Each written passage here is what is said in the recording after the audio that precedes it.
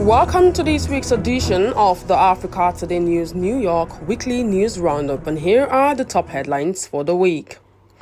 Tinubu moves to implement Orosanye report 12 years after. Binance executives nabbed in Nigeria's crypto clampdown.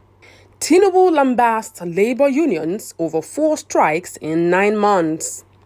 ECOWAS deplores lack of trade growth among member states.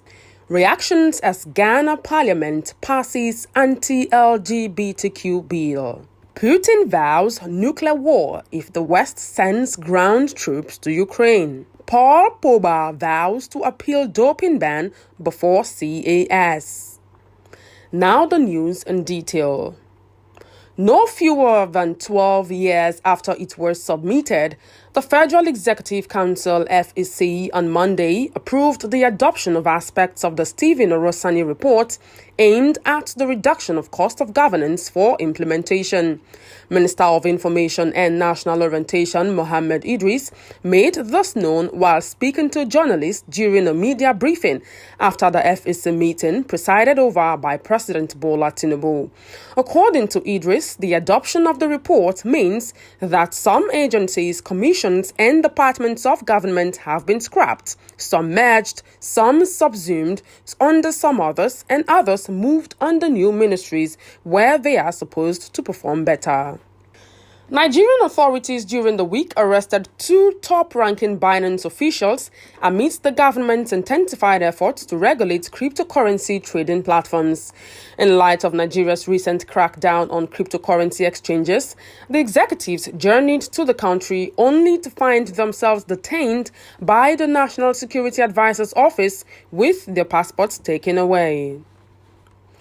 President Bola Tinubu on Thursday used the opportunity of the inauguration of the Lagos Red Line rail project in Ikeja to lambast organized labor unions for a series of strike actions it had embarked upon since he assumed office on May 29, 2023. The president descended on the labor leaders by calling on them to refrain from disruptive actions, saying their recent strike actions are unacceptable to his government. He also reminded the labor leaders that they are not the only ones known voice in the country, and further advised those interested in elective offices amongst them to wait till 2027 when there will be another round of elections in the country. Now let's go for a short break, and when we come back, the news continues.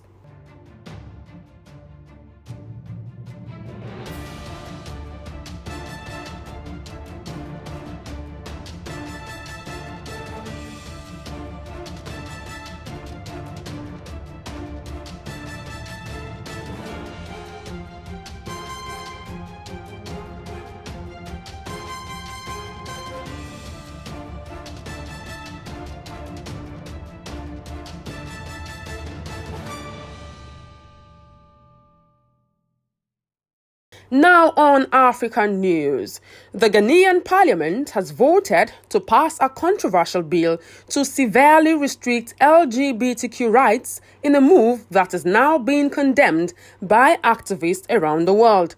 The bill still has to be assented by the president before it becomes a law, which observers believe is unlikely before a general election in December. But the bill is widely supported in Ghana, where Akufo-Addo has said gay marriage will never be allowed while he is in power. Omar Toure, the president of the Economic Community of West African States, ECOWAS, has expressed regret over the limited trade volume amongst member states. Toure pointed out that in comparison to developed nations, where intra-community trade stands at 60%, the region still has a significant distance to cover.